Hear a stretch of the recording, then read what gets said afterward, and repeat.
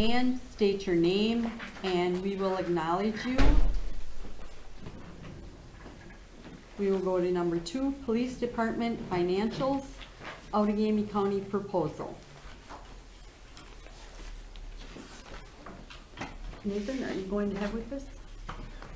Yeah, I mean, I guess, is there any questions that you have with the numbers or anything?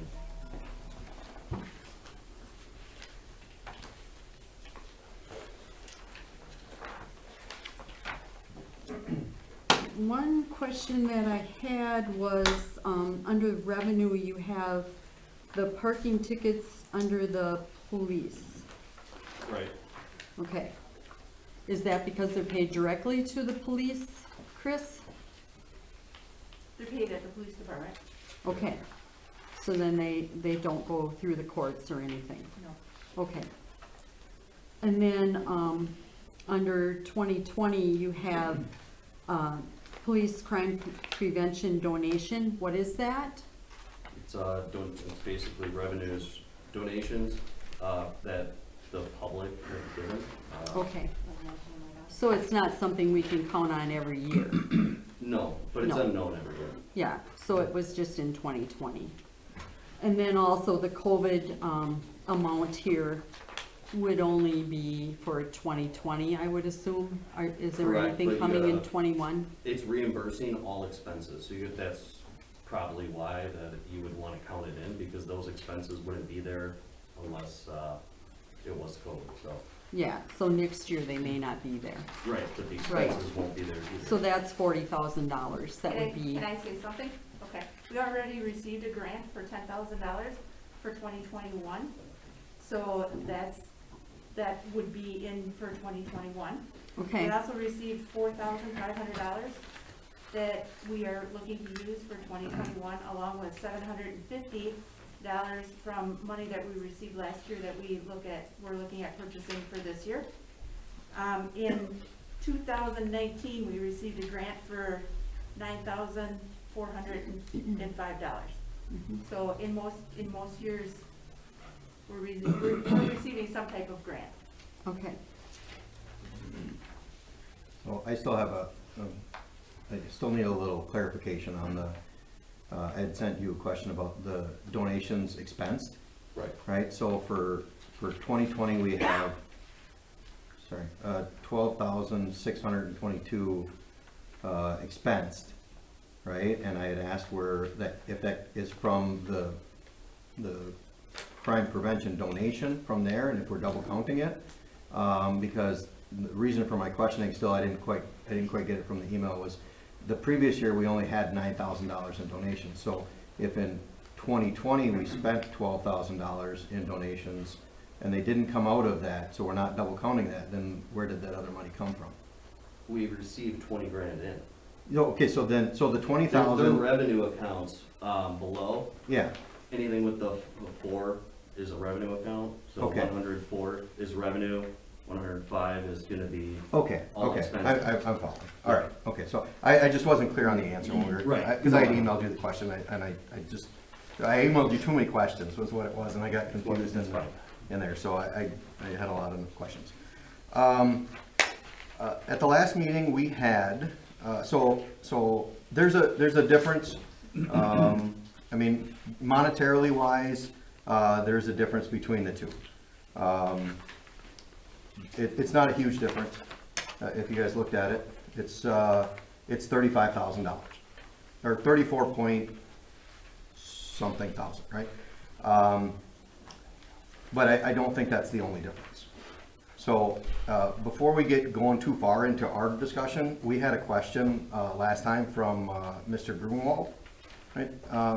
He presented a lot of really good points in his questions, and if nobody has a problem, I'd like to address those. I went through the video today, step by step, of the questions that you had asked, because I wanted to make sure that they were addressed, right? So, the first one was, we had said we'd looked at it, 3 or 4 years ago and decided to stay with the local PD. I mean, right now there's a new board, right? There's members here who weren't here then. And I literally have hundreds of citizens come up to me in the last 2 years with interest in exploring the other options. And when I say interest, I'm putting it very nicely. I had somebody come up to me this week and say, talking about the election, and said, I'll vote for you again when you get rid of the PD. Now, I don't come with that, but I do have to address when there's a couple hundred people that come up to me and say, you need to look at this. I'm going to look at it because I wasn't here before. Okay, that was the first point you brought up. The second one was that there's only one officer on duty at all times in the proposal. I looked at that, and then I called Deputy or Sheriff Dietzen today and said, got some clarification that the proposal is not limited in that regard, right? It's in the statement they said there's one officer on duty at all times, right? There's 23 additional shifts with 2 officers in their proposal, right? And I believe in my understanding of the current policing, that there are times when we only have 1 officer on duty currently, right? So there are times when we need more and times when we don't, and I think that was a source of confusion, right? You had said, had they ever, served in the village? I mean, I think that's somewhat unfair to put on them because, their proposal is based off of the access to both their call data and the Hortonville PD call data, as well as the staffing and everything else. So I think it's fair to have them, for what they provided, it's a fair proposal, okay? You said, how much will it save per $100,000 in taxes? And if it's not much, then you said it's probably not worth it. I try not to look at things in that way because it tends to minimize the importance when you're budgeting, right? So if we looked at everything in terms of $100,000, we would quickly spend the village out of money and then beyond, right? I mean, so if I say we were going to save $50,000 as a round number, right? It's $50,000 a lot of money. That sounds very different than if I said it's going to cost $25 per adult taxpayer in Hortonville per year, right? So that sounds different. And then if I said, well, it's only $1.10 per $100,000 in taxes, so I've minimized $50,000 down to saying it's $1.10, right? So it's important to look at it that way, but it's also important to look at it as the whole, right? Because $100,000, $100,000, $50,000 is still $50,000. Did we take into account grants? Yes. Although there are large grants in COVID money, it's not always recurring. Chris just detailed that she does have some other grants. Grants are great, and they are in this tally sheet. Okay, so when we looked at the numbers, the grants are in here. The grants that we received in 2019, the grants we received in 2020 are in here. Everybody can decide how much they want to weight them in terms of whether or not we're going to get more going forward or not. But they're important. If you don't think $50,000 is important, then you don't think $20,000 in a grant is important either, right? You have to be consistent in here. Okay, so losing control of the local PD, right? And you said complete control in your statement, right? In speaking with Buchanan, Combined Locks, and the Freedom Board members, their level of interaction and control with the county police services is greater than the level that we see here with our local police department. The duration of the contract, I believe, you had asked how long it was for. That was for a single year, if I'm not mistaken. And I did speak with both residents and board members of Buchanan, Combined Locks, and Freedom, and I'll go through what they said later. I'll open it up. I'm talking too long. I'll let somebody else talk for a second. I just wanted to address everything, all the points that you had brought up, so that you understand they're important. And I appreciate that you had acknowledged that it is our job to go through and look at these things as your first statement. I think the board should know that their quote for their benefits also can increase by around, I know I have another quote here that was $8,000 more for their one per officer. So that's just something you might want to take into consideration as well. And I just had a question of why we switched from 6 to 4 units. Maybe talk over your pencil, please. Yeah. We looked at how many miles, a squad car usage, you kind of looked at the mileage and the size of the jurisdiction and calls. and how many miles that car would be put on, so we tried to average it out, to what we know is useful in a turnover for those cars, rather than the cost. We still want some value out of them when we sell them, we don't want the, more or less, the maintenance costs to go too high, so we thought 4 would be about appropriate with the amount of miles that we estimate would be put on those cars. So that's why we lowered from 4 to 6, or from 6 to 4, excuse me. Okay. Just wanna elaborate on one thing you said about the double shifts as well. So every month, about 75% of the time, or 75% of the days, there would be one shift of a double-up officer scheduled on that proposal. That does not mean that will always occur, there's training, vacations, and things like that. So there is, but on the schedule, there's always gonna be a double-up day, 6 out of 8 days, or 75% of the time. So, I have a quick question for you. So in Greenville, between 2019 and 2021, the numbers I'm getting here, so this is a proposal from you, so we really don't know in the end what that final tally is. But between 2019 and 2021, it went up 37.5%. Was there something significant that happened between 2000, because I get that between 2018 and 2019, something significant happened, but it went from $76,903.26 to $100,030.92, and now for 2021, it's now this is not the final number, 112,751 is the numbers I have. That's 37.5%. Is So that correct? correct, and I can't give the exact date of the curve, but they did up their contract level, 4 hours approx. They added another half of an officer more or less during that time, but it wasn't for that full period of the year. So Okay. that's part of the reason for that increase. All right, and then I had asked you for a couple reports 2 weeks ago. Yes. Do you have those? I did, and I did bring them last meeting. I You didn't- ga- They're on the response times. They didn't give them to me. Okay, So, I do have a copy just so of you that. know, that's how things work, I guess. And I did just send them, just so you know, I just sent them the, I think that was, Earlier that's actually today. free.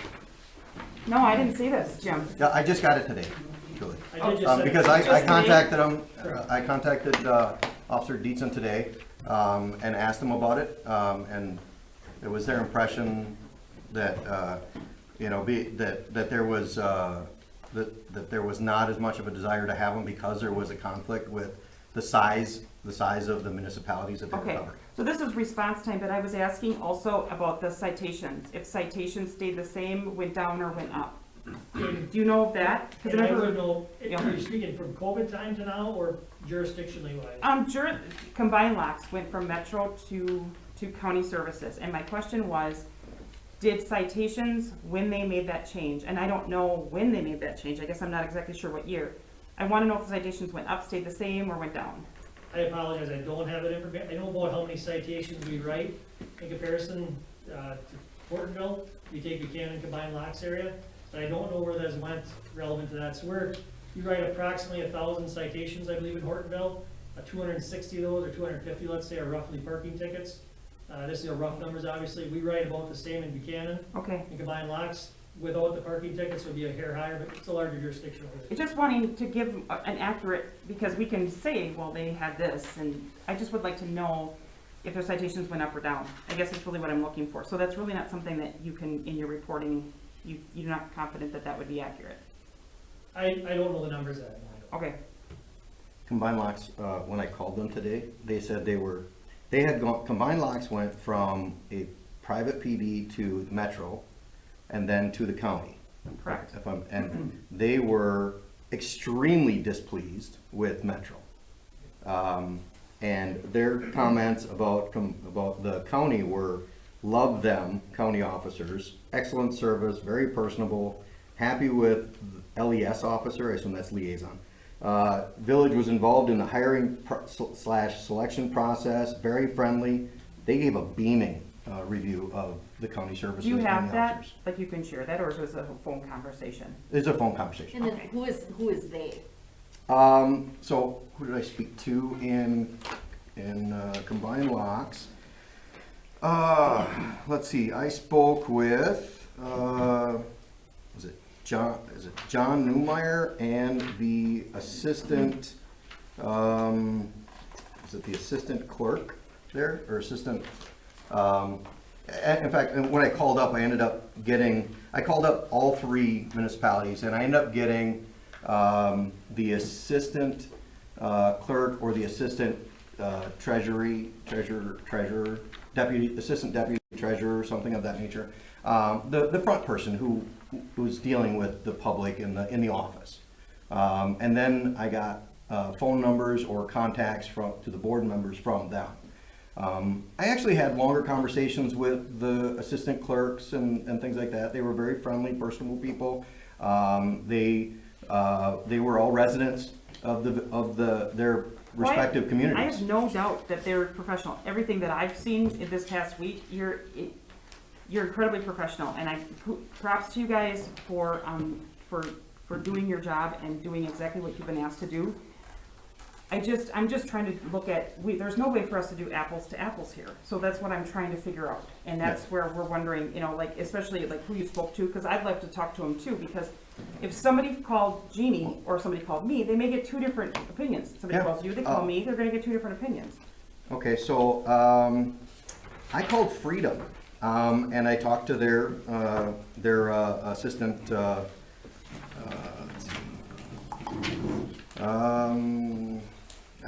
Their assistant. I just wrote down. And I talked to one of the board members. I had two numbers, and I could only get a hold of one. And the board member told me I voted against it. He said, I voted against the transition. And then all of his comments were beaming about the services that they're being provided now and how all the feedback since the transition has been great. They, county officers, are very flexible to our needs, stop in daily and inquire about issues. We have had no bad experiences. The only downside, and this is comparing apples to oranges, the only downside that this gentleman had was that they do have some turnover, right? So they switched some of the officers had put in for advancements and had been moved out of their enforcement jurisdiction to a detective or some other task force, something of that nature. So that was his only criticism of it. And he said he voted against it. He was against the transition. When I talked to Buchanan, they were very similar. They have had the county there for 7 years. The first 4 by themselves and the next 3 with a joint with combined locks. They said outstanding, very happy, don't have to do any of the office record work for the department, ease the workload in the office and the board.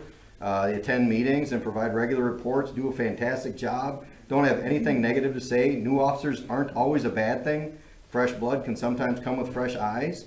And they said they have had new ideas, and in the quote they said, they bring somebody new in and say, have you looked at these things like this? And they said some of it has come good things. So it's not necessarily always bad, but they did have the same remark that, they said the county will work with you with any issues, very responsive after multiple years of service, and responsiveness is outstanding. They said they have had some turnover, but their experiences with turnover are not the same as like combined locks and Freedom have been. Buchanan has had extended officers. They've had some that have been there for quite a while, from the report that I got from them. Okay. And I think our population is what, almost 3,000? 28 something. So it's close. I mean, it's close to 3,000. So I guess when you say you talk to about 100 people, I take that with a grain of salt, because I talked to. I have had hundreds, plural, Oh, goodness. of people approach me, Okay. asking about, Okay. in the exact terms, why does Greenville not have a police department? Why do we have to have a police department? How much does Greenville pay? What would it cost us? How much do we pay our police department? How many officers do we have? How many squad cars do we have? How much does it cost? That is almost the number one thing that people come and talk to me about. Like I said, just this week, I'll vote for you. When are you going to get rid of the PD? You're running I'm like, on that's not. I contested said that's not how it works. I said Yeah. I said like, I'm not going to do something that is not in the best interest just because somebody came. But I will look into anything if there's enough interest in it. Yeah, And that's what this process is about. And this is a process. It is a process, and I've been through, this is my third process. So, all right, I guess maybe I'm talking to the other, 2,600 people, I guess that I'm just getting such a different calls that you're getting. I'm not getting the calls that you're getting then. Because the calls I'm getting are, what the hell is going on? So, And I yeah. would ditto that. I have not received any calls saying, you know, we need to get rid of the police department. So since we've started on talking about this, every chance I get, I've been asking someone, you know, what do you think? What are your thoughts on the Hortonville PD? What are your thoughts, you know, on, just what do you think? Tell me. I said, we're discussing, you know, and I have had responses that, I have had a couple people, you know, that come to me and say, look, security is number one. If you don't have security, you don't have anything. I have had people tell me that they have employees, and their employees come from New London and go to Greenville, and they drive around Hortonville. They will not drive through Hortonville because of the perception of the police department. I have a number of people that I know that live around Hortonville, Hortonia, and other places that are very near to here, that will not come into Hortonville and will not patronize our local businesses because of their perception of the Hortonville PD. Which is what? Which is, well, their perception is that whether right or wrong, it's their perception is that the Hortonville PD they're trying to give out speeding tickets and drunk driving tickets and things like that. And Isn't that their job? it is, but I mean, that doesn't change what these people tell me. Well, I guess If people won't come to Hortonville, it doesn't change the fact that there's a perception. I mean, I live on a road that is absolutely crazy, and they've been stopping speeders. I, as a resident, would prefer that they enforce the law. I walk on And if that road, my somebody kids is- walk on that road too. Well, And you know how busy it is. And it is busy, but it is not crazy. I'm just wondering if there's, you know, if And there's there is anyone. a police Jim, officer there please, very I just regularly. really would appreciate it if you would not interrupt. Yeah, okay. Thank you. I'm just wondering if there's people here that are willing to talk about that, because we have a room full of people last time who all spoke in favor of the police department. And, you know, I agree, there's police departments that can go overboard and maybe ticket too many people, but boy, with the amount of traffic we have with our schools, our village is growing, I want a police department that's going to enforce. I think any police department is going to enforce. Well, I know, rather but you're than you. complaining, No, you're saying. I'm not complaining. But I'm you're- reporting what other people tell me. I'm not complaining. I am saying that there is their perception that they should avoid Hortonville. Well, if they choose to drive around it because they want to speed, I'm glad they do go around it.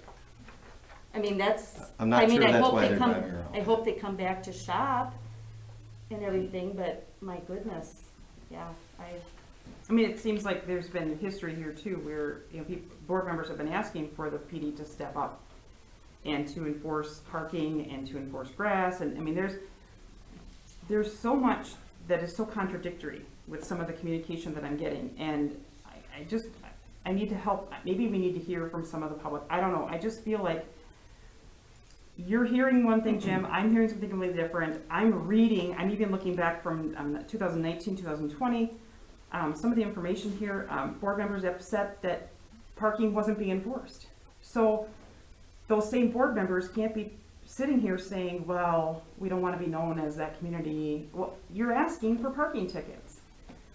We increased our parking ticket fine because we wanted the revenue. we wanted the revenue, but we also want people to behave, you know, and park the right way here. So it's like people are talking out of two sides of their mouth. And I would love to hear what some of these folks have to say, because maybe I'm getting the wrong phone calls.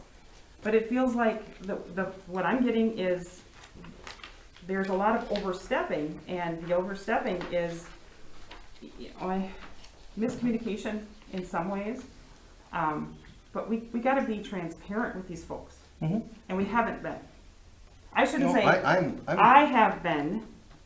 I don't believe, you know, everyone on your end has been transparent. So I just want to make sure that everybody understands truly the What do process. you mean here. everyone on my end has not been transparent? Well, I'll get to that later. So, yeah, I'll get to it later. But I would love to hear what some people have to say. Al? Yeah, with this, people, like, you know, impression that others are getting from, I heard that way back when I was at the Foundry. And having been on this board for years and a member of the safety committee, or chairman of the safety committee for many years, I sat with Mr. Sullivan plenty of times, and he said his officers did not write out a speeding ticket unless you were more than 10 miles over. I talked to one gal that worked at the school, got stopped 5 times out here on Grandview, going more than 10 miles over, and all she got was warnings. This perception is being given out very poorly by somebody. I tried to straighten it out with the people that would say it where I work with, that is not happening. Even though I see people go through town that think if they go to speed limit, they're going to get a ticket. And I'm not sure what Chris's policy is, because I haven't talked to her on that. I did with Mr. Sullivan. And his policy was you had to be doing more than 10 miles over the posted speed limit before they would ticket you. So where this perception is coming from, I have no idea. And you talk about Mr. Sullivan, you're going back quite a few years. Yeah. Oh, So this has been a long time where you had to really be speeding to get. Oh, I agree, Al. I'm not gonna, I completely think- agree with you. I think no matter what police department it is, whether it's ours, Clintonville's, New London's, the county, police are scrutinized now. That isn't the question here. Whoever we have, no matter who we have for our police protection, they will do their job. That's what we expect. Yeah, I'm sure the county will too. And I Yes. don't know how tight they are with theirs. I'm just stating what Mike had told me as chairman of the safety committee, what their policy was. And, I mean, so that goes back quite a few years. This perception, I mean, that perception is probably 20 years old. Yep. And I don't know how to fix it, but that's not, I mean, I'm not a chief, and I'm not a patrol officer. I do know when I came in here 2 years ago that I did have a discussion with one of the officers. He stopped me out in the hallway, and we had a nice, candid, transparent conversation. And I let him know that I don't think you have a policing, when I first started. And I said, I don't think we have a policing problem. I said, I think we have a perception problem. I said, people just think this. I said, I don't have the answer. I don't know how to fix it. I said, I know that it needs to be addressed somehow, though. I said, because people won't come to Hortonville because of their perception of the police department. And this is not your fault, Chris, because this extended from a long time ago.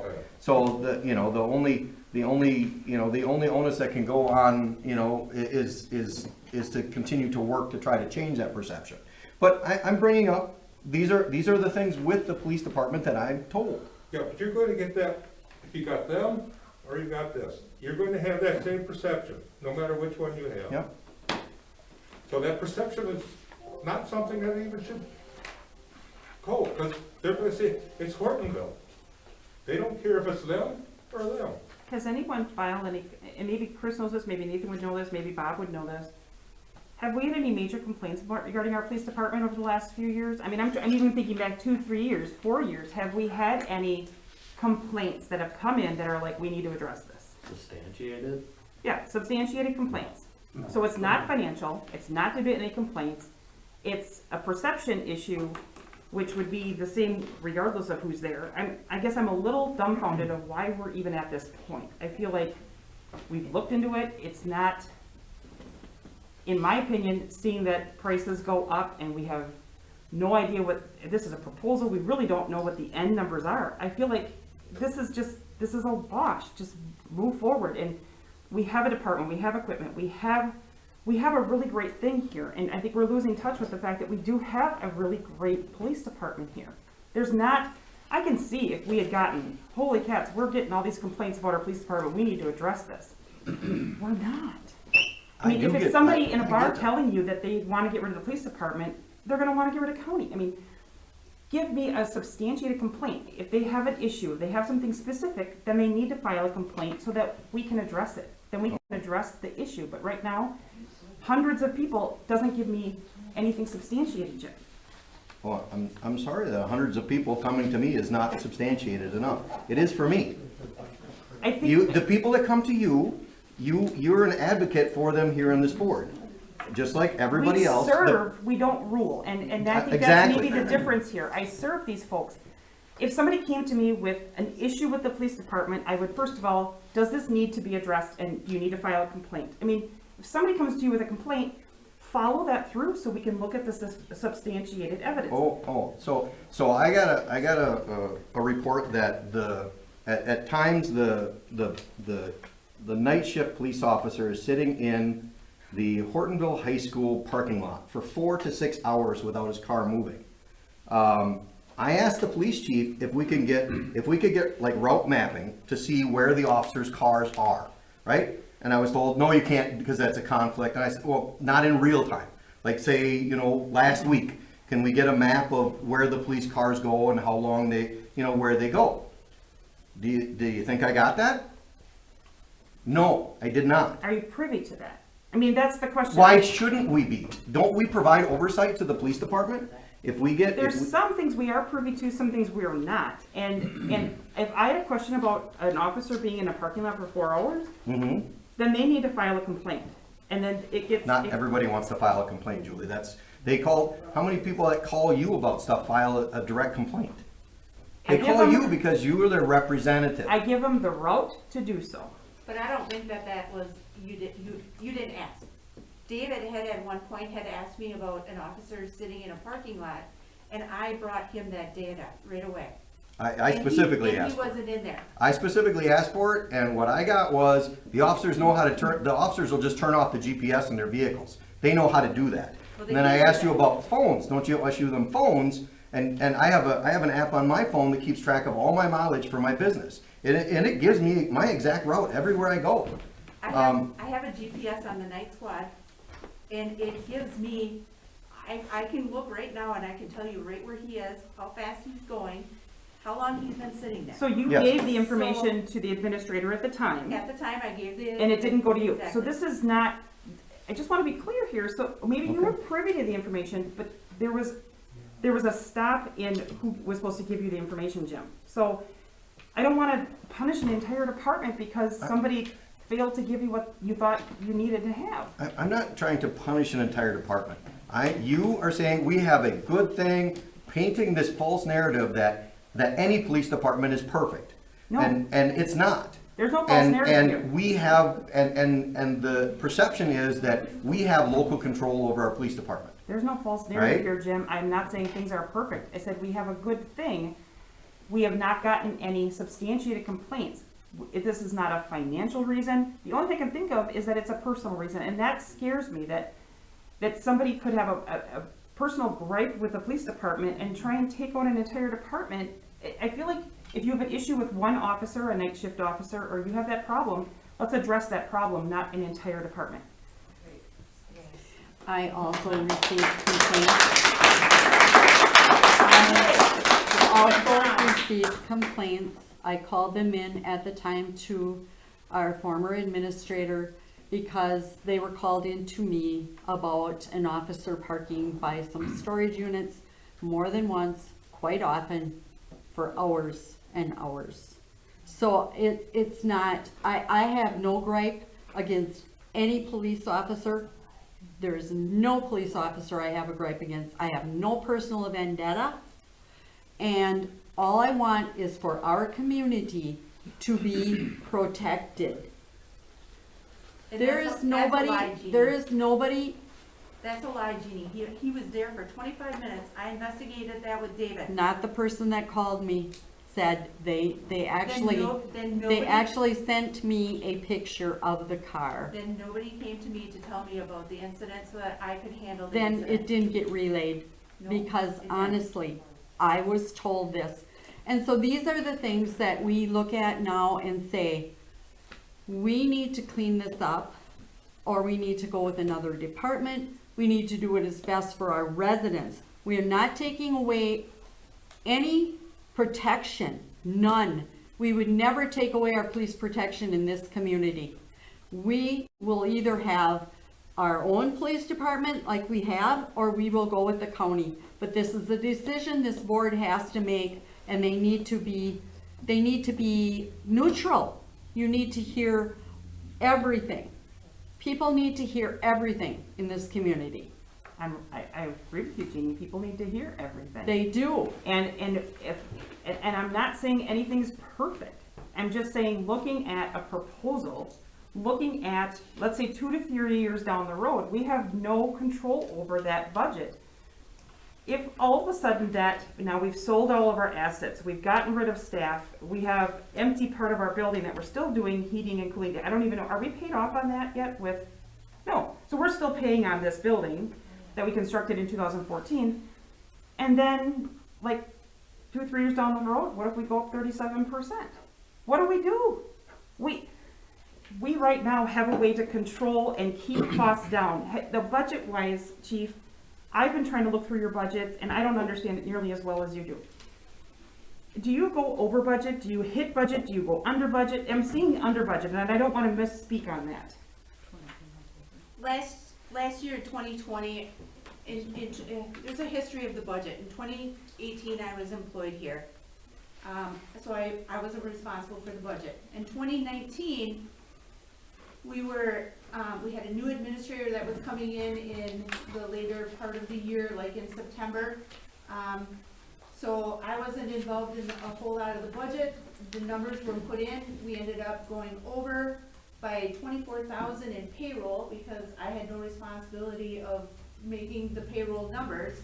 We ended up being over budget by $12,000. I made up because I have basically a payroll budget and I have a budget for operational expenses. So I ended up pulling that payroll budget that I needed, that $12,000 out of my operational. Last year in 2020, I was responsible for my budget. I gave back $47,448 from my budget. Thank you. So you were under budget, I was but under how I budget. understand it, okay. On the county side too, it is the truth, like you said, we're not making any money on that proposal. That is what the services cost, plus that 5% admin fee. But we do have a history of being accurate on that as well. Buchanan's actually almost 20 years. There's been years there where we've met right on target. We've always been in that number. Actually, last year we gave them a target price, and this year's estimate so far is gonna be about 30,000 less than the estimate. If we take today's numbers, that 2020 number I gave you, was just short of 600,000, 598 for the 6 officers roughly. That target actually, when I refigured the numbers, based on everything, would be about 585,000. But would we have any, so I guess maybe I need to understand how this works. So you give us a number, we agree to it, and then do you submit a bill quarterly? Do you submit it yearly? And then, but we have no, like, I'm not on the county board, so I don't have control over pay raises. I don't have any control over any of that. I think, well, I'm probably gonna misspeak, but I heard it was over 4% this past year, pay raise. So we have no control over that. So let's say, I'm trying to look down 2 or 3 years down the road, and maybe this looks like, okay, it's a few $1,000s less now, and maybe next year it's roughly the same. What if all of a sudden there's a big jump? Now what do we do? What do we do? And so having our own control of our own budget gives us some more flexibility where we can say, okay, tighten the bootstrap, tighten the belt up. And I just feel like we're giving, no offense against county, I'm just trying to figure out an exit plan if this doesn't work out for us. And the exit plan doesn't exist as far as I'm concerned. And on that, so if you look at the staffing levels, for instance, we talked about those double shifts. If things aren't going towards that budget target, what we can do with some of those double shifts, you still have an officer on full-time. If we have overtime in the county, we can take that officer, put him in the county on patrol, saving the county money on an overtime shift, and you're not getting billed for those hours. Okay. So that's one way we can be on target. We haven't had to do that in other jurisdictions, but we can do those things. If it looks like we're gonna be off that target for some reason. Yep, and we've got, we had Todd Tim from the school district coming, showing us the projected numbers and why they're wanting to do referendum to build because they're growing. We are a growing community. We have a lot of undeveloped land here. We have a lot of growth potential, which we've been growing like crazy. I just fear this is gonna go up, and we're just not gonna have an exit plan. We don't have an alternative at that point, and that's my fear, is once it's gone, I don't think we'd ever get it back again. You are correct when you said the 4%, so the union contract with our deputies, Mm-hmm. similar to your officers also have a contract that did go up 4% next year, that's very unusual. But it's based off of market analysis, is what the market is for that position and job. So we're not, once again, raising that amount, 37%, you're only paying for the officers that you have there. It's their rate you're paying, you're not making money on top of that, so Thank you. you're never gonna make Yeah, more than. I get it, charge. I get it, that was unusual, I'm just trying to picture in my head an exit plan, and I just cannot envision an exit plan if this doesn't work out. One question I have on the court. Okay, we have in here, anywhere from $40,000 to $50,000 that we're saying we're bringing in as revenue, which we would still be bringing in with the county. Potentially. Because they said they would also write tickets, we would get that money. These numbers that you're giving us here, Nathan, are they current tickets? Or are they tickets also from the 100,000 that we haven't collected in the court? The court debt is not a part of this.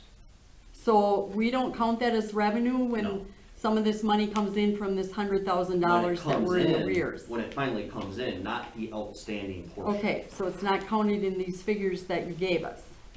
The outstanding portion that has not been paid is not a part of these numbers. Okay, so then we should take this revenue that the court is giving, say, which I would think it would be the same thing with the parking tickets, no matter who's writing them, if it's our officers from Hortonville or our officers from the county.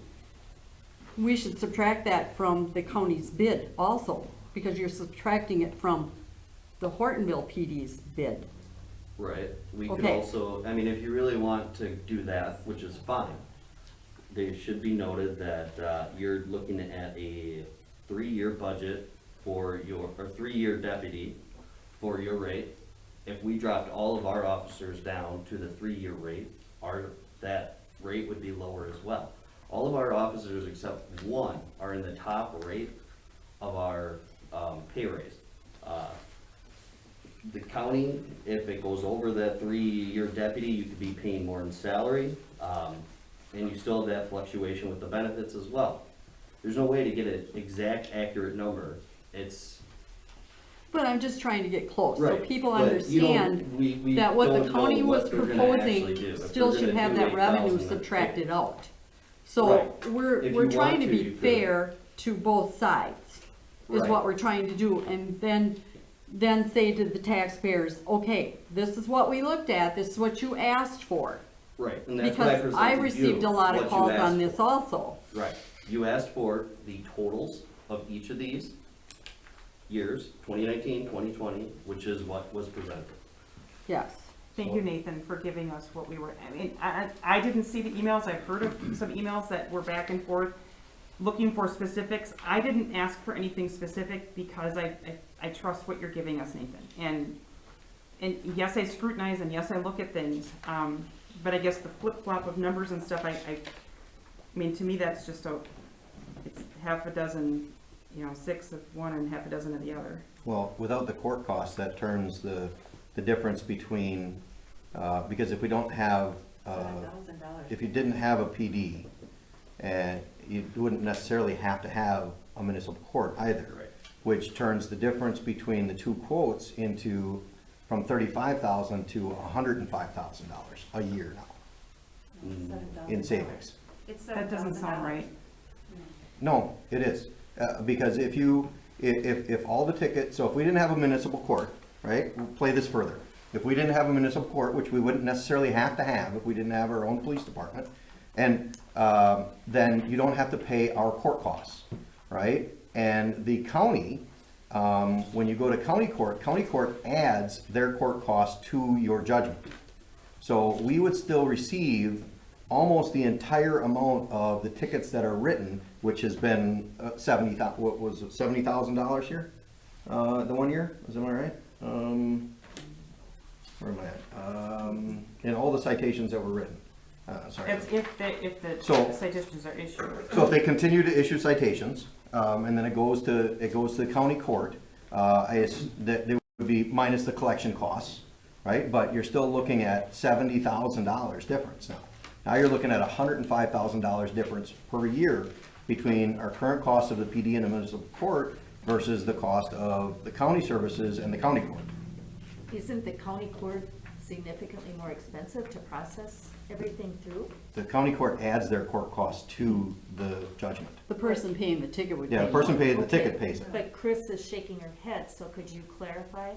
Basically, what we did on here, the way that I'm reading it, is, say for instance, if we bring in $50,000 in fines and forfeitures, it's canceling it out because it's taking all of the judge's payroll, judge's FICA, judge's professional services, it goes on, the attorney fees.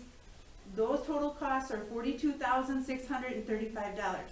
So if you subtract 50,000 that were anticipated for bringing in revenue for court for 2021, minus 42 is $7,000. Okay, but what I'm saying, if you're getting rid of the 42, if you And- get and rid then- of the court And then we're costs, getting rid of the 50, then we just shave another $7,000 off of the $625,000 that our budget is anticipated for, minus a $10,000 grant that we have. So, I mean, we're just, again, we're talking $13,000. we're talking $95,000. Yes. If there's $70,000 in citations that went out, because last year the court cost is $50,000. The court budget's $50,000 a year, right? And was it last year, over and above the court budget, we collected 20-some thousand dollars. So we collected like 70-some thousand dollars between fines, parking tickets, and everything else. If you remove the court costs, which is the $50,000, now the village gets the entire $70,000. So you would have to add that to the savings, because you're going to get 50. We currently get, last year we got 20,000. If we didn't have to pay the court, we would have got 70,000. That's simple math. I think we need to take a closer look at that, Jim. Well, you're offsetting the court, $50,000. No, we're making assumptions on the tickets and the breakdown of where the money goes, and I'm not sure that works that way. That's how this spreadsheet says it though. The court cost is $42,635 for 2021. We are going to take in $50,000. So if we didn't have this court, then we would take in $50,000. we would take in You're $50,000. assuming that the revenues are the same going through the county. Well, yes, because he's, Okay. like Nathan said, he's giving us a number. Let's not assume that. I think you need to take a closer look at that. I think we're being way too premature on discussing that. Well, I mean, we're looking at the whole picture here. And by the way, I do not have a personal agenda, and I don't like to be painted as the one who's trying to do this, right? It is our responsibility to look at alternatives. Now, I do want to bring up one more point before Al, I'm sorry. In the last meeting, it was brought up the timeline. I brought this up on January 27th to Nathan and Chris, and Shauna, and the four of us sat in a meeting. And I brought this up, that we needed to do our due diligence and get alternative quotes for services. Chris at the time told me the county was going to come in to be more, was most likely going to come in to be more at the time anyway. And I stressed to Nathan that as an administrator, it's his responsibility to do due diligence. The reason that we didn't get this quote in here until later is because I was the one who had to go out and do it. Actually, Right? So that was January 27th. You didn't. I have proof here of who did. So, Yeah, because we want to go there. Because No. I called up Nathan as the chairman of public safety and said, Nathan, I want you to schedule this appointment. Nathan told me I can't do that. Nathan and I have discussed that since then, because I called the League of Municipalities and they said, no, there's nothing saying that the administrator can't do that. He told me, Jeannie has to tell me to do it. So I called Jeannie and Jeannie instructed him to do it. usually it's customary that a public safety committee or a board directs the village president or directs the public safety chairperson to do that. But instead, I know that being on both the board and public safety, committee, I was left in the dark. I wasn't in that meeting on the 127. If I would have been, it would have been walking quorum, so it wouldn't have been appropriate for me to be there. But this didn't trickle into me until early March, maybe late February. I have a timeline here.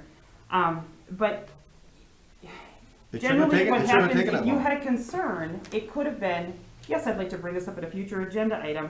We discuss it as a board, and we as a board representing this whole community then directs the administrator or directs the village president to move forward, instead of the other way around. It just feels like this was done maybe just backwards, and I don't, maybe I'm misunderstanding, but it just feels like normally being on a board or a You are. committee, you direct.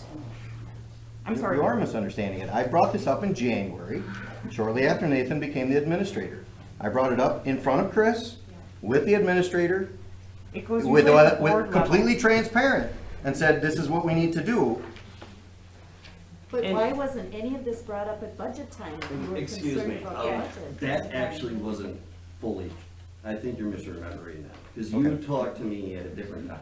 We talked about getting quotes, pulling the county's quotes so we could undercut them at Greenville Yes. and at other Agreed. municipalities. Then I got the county quote, I got the county quote from Greenville, and then I had talked to Jeannie and yourself, I said, I got the county quote, I sent it out to the rest of the public safety committee.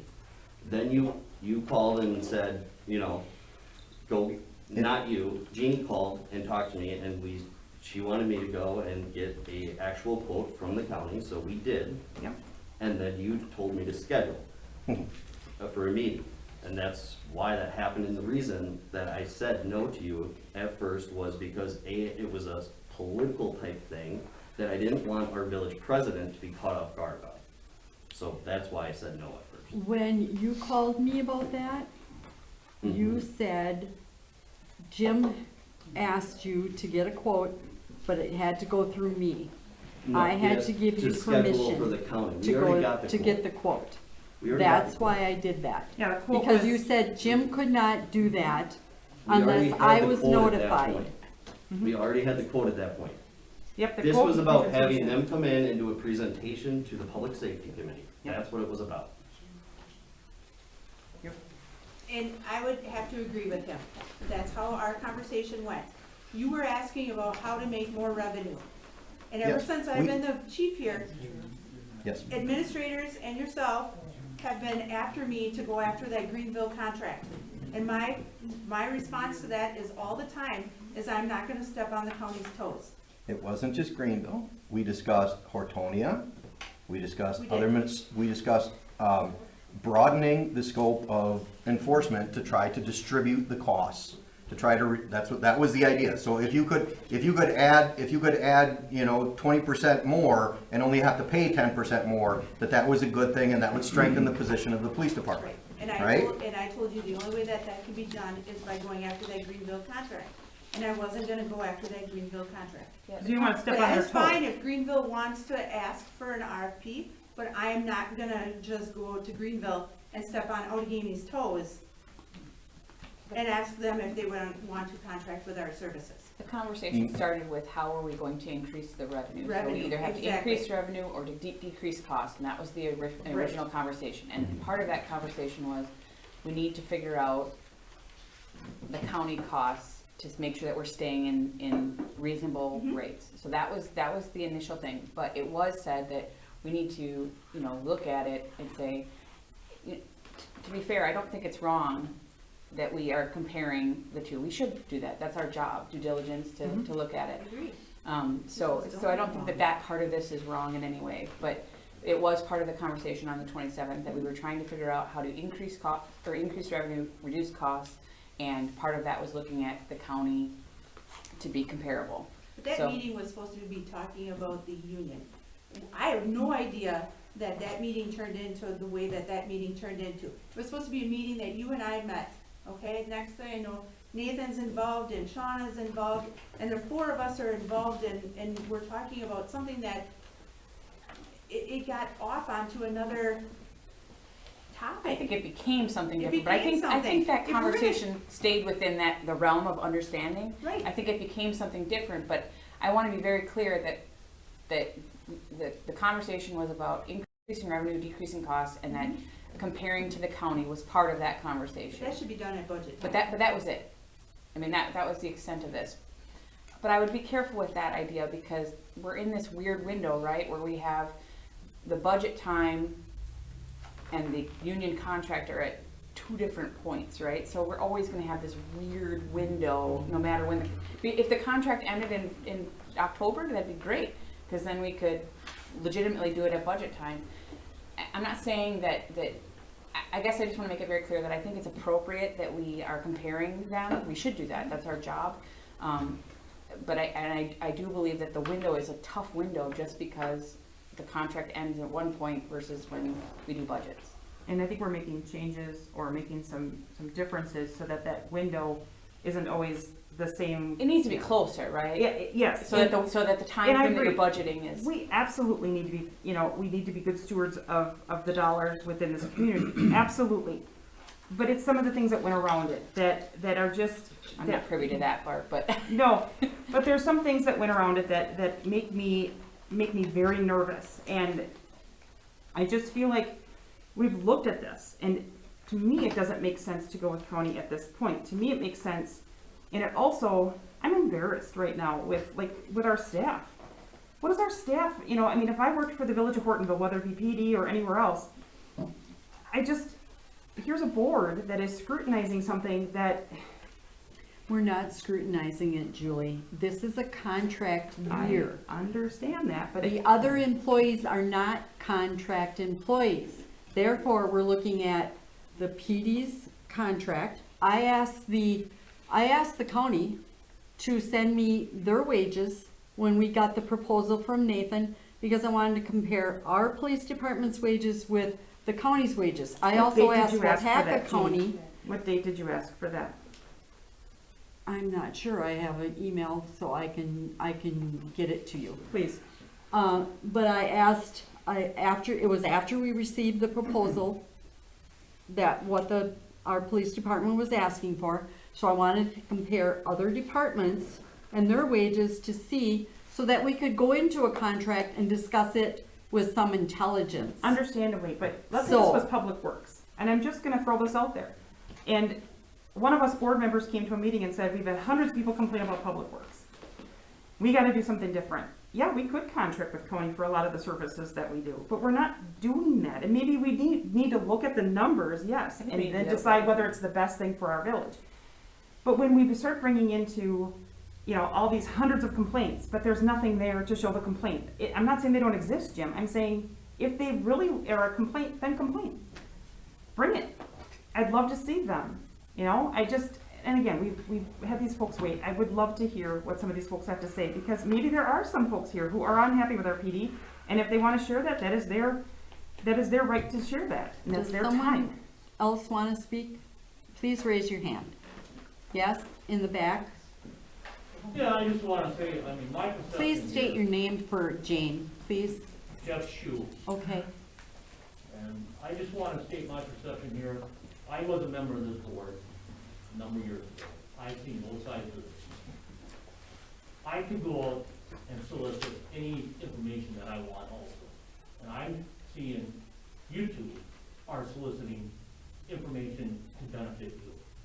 And I'm also seeing, bickering amongst this board, which is not right for this village. I think you guys need to get your act together and straighten it out. And when I was on the board member, yeah, I got complaints about the police department. I got complaints about the water department. I got complaints about water and sewer bills. But I also got good things about it too. So you guys have to take everything into effect. And these numbers that you're throwing out, I would have to sit here and go through them, and I don't see where you're coming up with all these numbers. They're on our budget. Yeah, you're saying the village would get $70,000 if you didn't have the court. Where did you get this crystal ball to show that? It's previous 2 years' budget. It's from the audit. Would be here. It's from the audit. You've never issued a year's worth of tickets in this village. And Jim, you say that people avoid this village because they don't wanna come to town because of the police department? That's wrong. Why would you say that? Because that's what I've been told. Well, I've been told that. people? Yeah, where are these people? I've been told good things too. If people don't wanna come to this town because they're gonna get picked up for speeding or get picked up for drunk driving after leaving the bar Saturday night, then that's, again, that's wrong. They deserve to get picked up if that's where they're leaving. Yes. If they're speeding through town or leaving And the we village agree. drunk. We I mean, agree.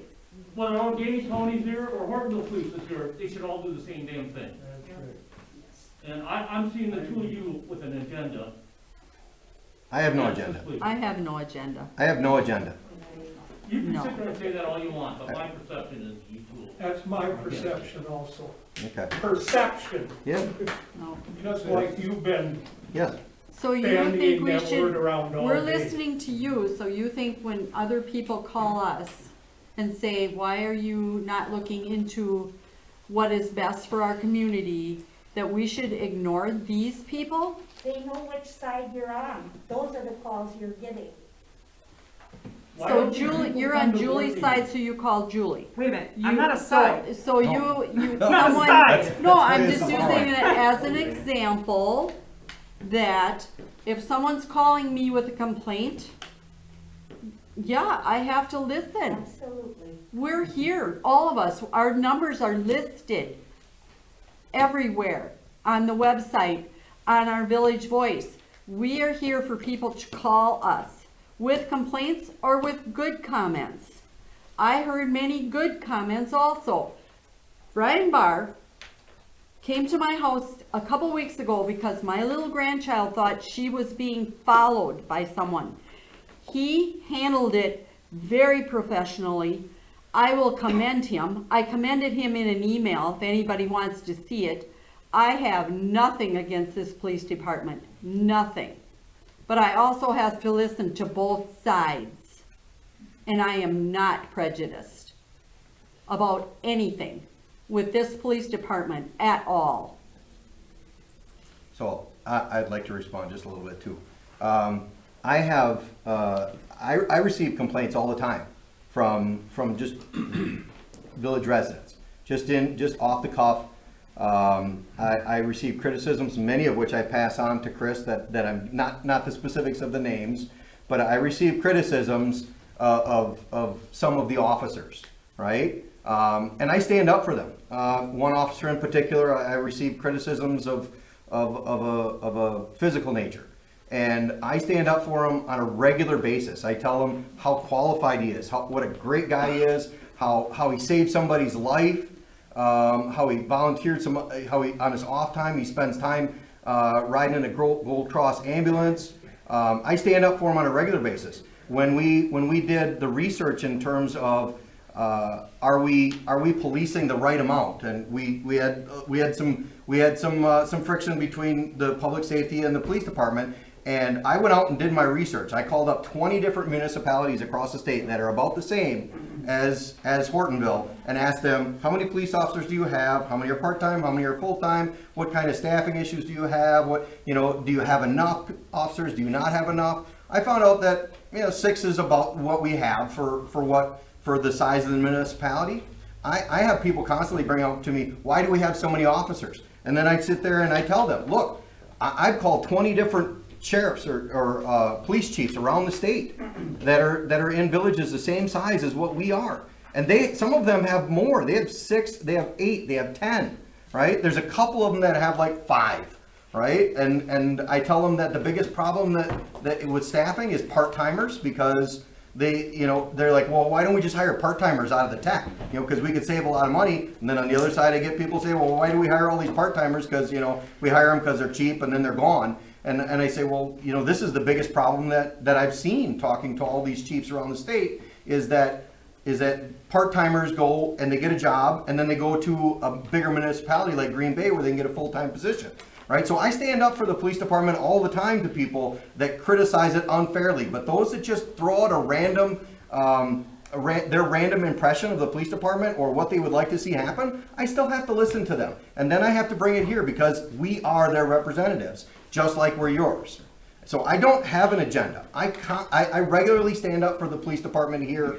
I think the SRO officers do a great job in the schools. I think the school really likes them. I mean, they've come to us. And I tell people, you know, that this is really good. But then I also, if they ask questions, I'm gonna tell them, we have these officers in the school for 9 months, and then for 3 months, we do have to absorb, you know, them into the police department, but we do things to try to mitigate those expenses.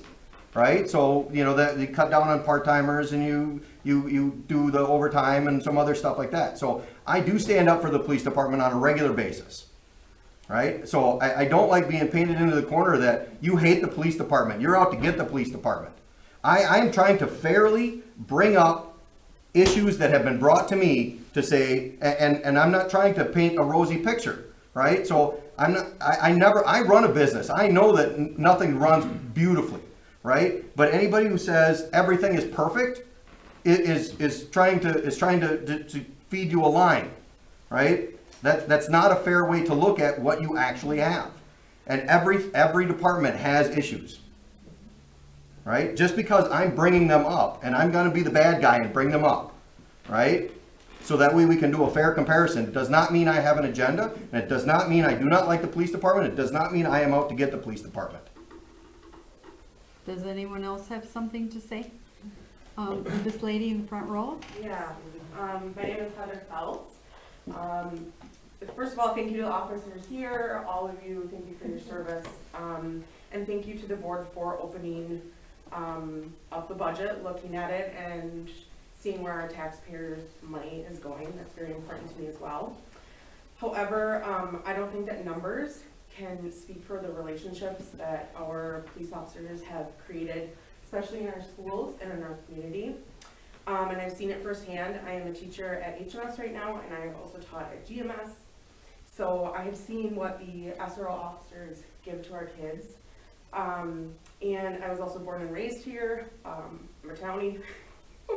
So this is an issue that's very close to my heart. So thank you for also letting me speak. I'm really concerned about the SROs and the unknown that might come of us going with the county.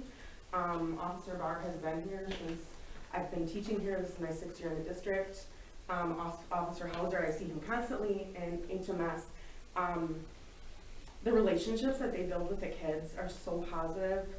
And I think that that is something that's invaluable. And the county, you guys do a fabulous job. I know you support, especially in Greenville. But my question is, where this money that we would save, where would it be going? And is it of more value, whatever we would be purchasing, than the relationships that the police department, sorry, I'm like, must have had too much caffeine today, I'm like shaking. I'm really not confrontational, so it's a big deal that I'm speaking. Is it of more value than our relationships that our police department already has with our community? And I also think that you can't put a price tag on what our kids get from our SRO officers, and it's super important, that consistency from year to year. You know, if it's $105,000, if it's $7,000, to me it doesn't matter, because those are our kids, it's the community. And I also think that people are unaware of what's happening, because I surely didn't know until someone came to me. And although these are on YouTube, anyone can watch them, I don't think this is advertised enough. And I think that the community needs to know about this, because it's a huge deal. Thank you. Anyone else? I saw some other hands back there. Yes, ma'am. Lisa Basaki, so are we saying that this is 100% a money thing?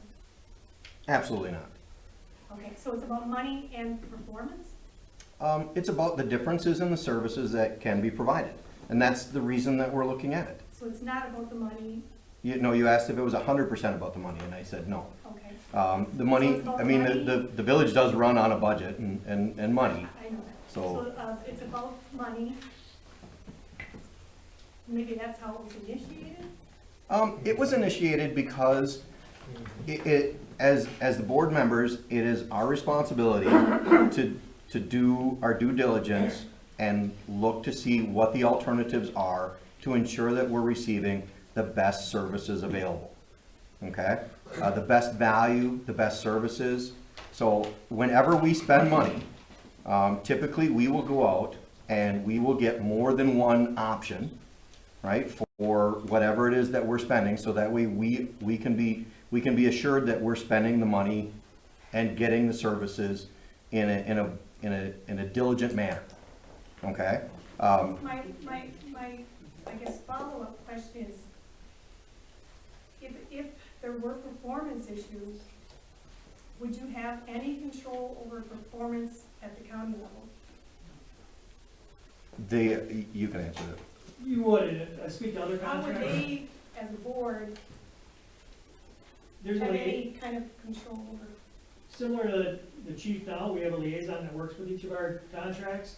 I know some of the board members did reach out. That relationship's regular communication there. If there's an issue with the performance of an officer there, that officer would either solve that issue or they're no longer in your jurisdiction. So the idea there is you still have control over what you focus on. Certain things in certain communities are more important, whether it's the speed on the street or something along those lines. And we're not here to talk negatively about anybody else. We do believe we provide the best service. But that's, we talk about the schools, and your SROs do a great job. I'm not here to say they don't do that. Our SROs, we also have in other schools, we talk about that kids' problems start at home. They bring them to school, and that's where they get solved. That relationship, we deal with a lot of these student population. They all live in the village of Hortonville here. They live across, and we do deal with these students as well. And we do work together, don't get me wrong, but that relationship that we talk about can recreate it. The relationships you have, you can't replace. I get what you're saying. You believe it. We do a good job in the schools. We are in Seymour School, Shacklin School, Freedom Schools, so we're used to that contract service. And they are long-term so far. The SROs that get in there stay in there for a fairly long period of time. Not quite as long as Mr. Bauer, but we do stay in there for a period of time. So there is that control. Your town board has a great deal of control. We do regular reports to them. We send each of these town boards reports on a regular basis. So there is that communication. It is your PD. It is your sheriff's office and your contract. Where would you be based on? Here, so our officers, your officers are not floating around. Your officers are in your community here, I mean, responding from would your you have community. anything in the building here? We would likely have an office. We don't, the admin side is at our sheriff's office as far as the paperwork, the evidence, the processing, all that admin work end of it, the clerks. We do have during business hours, we have people that answer the phones just like you would here. The officers are gonna they meet with citizens, they're gonna meet with them here, hopefully in an office area somewhere. So they're gonna have to have some space here. Our officers at contract don't spend time they do reports obviously, but they're not doing the admin work side of it. It's more or less officers on the street during that time. So the idea they're driving around the streets, our officers are encouraged to do everything inside their car, be in their car and patrolling the streets is what's important. Thank you. What happens if one of your officers has some evidence that they have to keep? Do they then have to run out of town to the county to put it there? So they Yeah. would no longer be in town at that time? Correct. So during that time, there'll be a process, we have a 50-minute overlap between our shifts. So likely that evidence, depending on the case, the more serious case, maybe not. But we look at the case level or case load here, I'll say. We kind of anticipated that evidence level. The evidence is gonna be stored at our sheriff's office. We have 2 different evidence storage. And part of that is there's a lot of work that goes into evidence processing, disposal, bringing the crime Well, we lab, have all our that's own. included. Yeah, we have our own evidence thing, so yes, I know what it is. So the time they're taking to drive down there, that short period of time to log that in, and then come back, all that other work is done by our sheriff's office. There's nothing that'll be done here or stored here, there's no need for that. But you said with the overlap, but if it starts at it's near the beginning of an officer's shift, the overlap may not be till the end of the shift. Is he going to hang on to that evidence until the overlap? Or is he going to have to deliver it and be gone for an hour, maybe an hour and a half, to drive it in, process it through, and get back? We would definitely have a temporary storage area here. They're not gonna keep it in their car necessarily. But let's say it's a marijuana pipe or something on a lower level. That is gonna be stored in a temporary locker here, then transported at the end of their shift, likely during that overlap. So we're not gonna take that individual, just like here, if you gotta take something down to the courthouse or do any of that, that's all done by our admin staff. On the evidence end of it, if it's a sexual assault, for instance, or at the hospital, to collect that same sexual exam kit. Then they would just bring it to our sheriff's office at that time. Captain Dietzen, you wanna tell them about our LASs out on the road that would help with the evidence collection as well? Yep, we also have, every shift has LESs, which is law enforcement specialists on the road. They're evidence techs that are specifically trained in the collection of evidence, so when the officers come here, if we have an incident, and I'll use a sexual assault for an example, burglary, they come here and process the scene. So your officer comes, takes the original complaint and call, has a contact with the citizen, while they're doing that, the other officer's collecting all that evidence, maybe we tour, sometimes one of our investigators come out as well as part of that. They come out, collect all the evidence, and then they return that, so that the LES may be driving that evidence back, not the officer that's taking the call. Does that become an extra charge to the village? Absolutely not. Did someone else over here have their hand up? Jeff, I was in Shiaxton for 5 years, and in 5 years, there was 4 different SROs. Yeah. So, I mean, that potentially could happen, that we have a different SRO every year. Very unlikely, and I don't remember the exact circumstance, some things do line up like that, that can occur.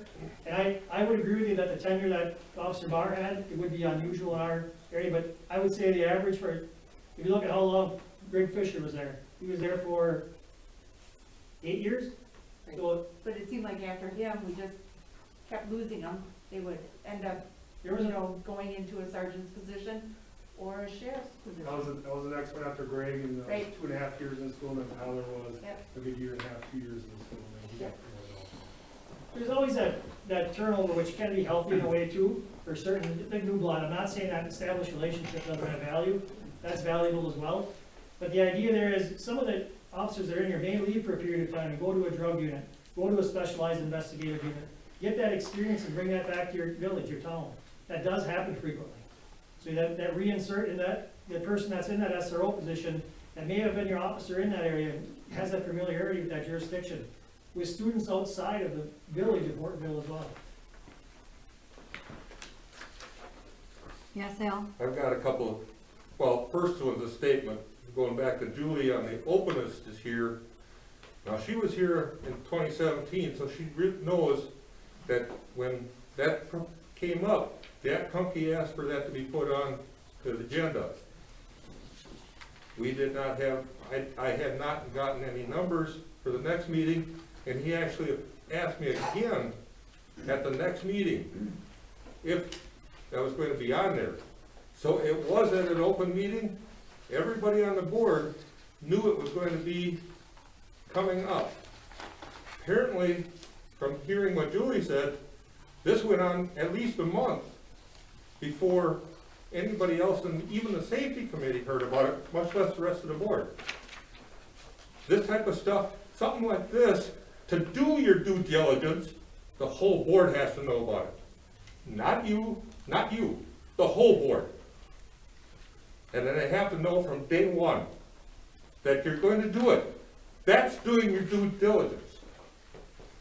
I I'm emailed getting a little Nathan. carried away here. I Let me emailed take a Nathan breath. and asked him if he, got a hold of the county because Jim had requested it. At that time, we could have put it on an agenda, but it was not put on an agenda.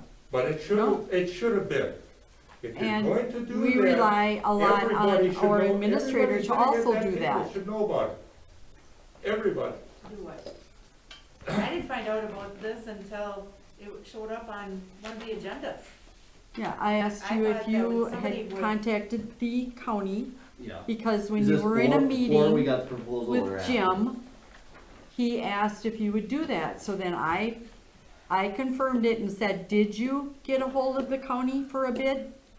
And you said, yes. And again, this is one-on-one. It's not one on the other 6. I got a question, because on February 24th, Jeannie, and I gotta give props to Deputy Besaw. He's asking a question to you in an email. Also, one other question I have is in regards to confidentiality of the proposal.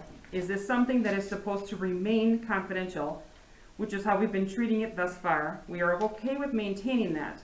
If it's something that's been openly discussed in the village, we feel it's appropriate to contact your current chief, or actually, we feel it's appropriate to contact your current chief to let her know that we have put a proposal together at the village's request. We don't want to give her the impression that we are secretively working behind the scenes if there's no confidentiality issue. That was March 24th. When did you hear about this? When the board agenda Pardon, yeah, came February out. 24th. Huh? When the board agenda came out, that's when I was officially told about it. I had heard some rumblings that there was potentially something, but I didn't hear it from. Well, and it seems That that was after Deputy you and I Besaw, met with the county. Deputy Besaw did Yeah. Yeah, ask for Nathan and her I to be met with the notified. county.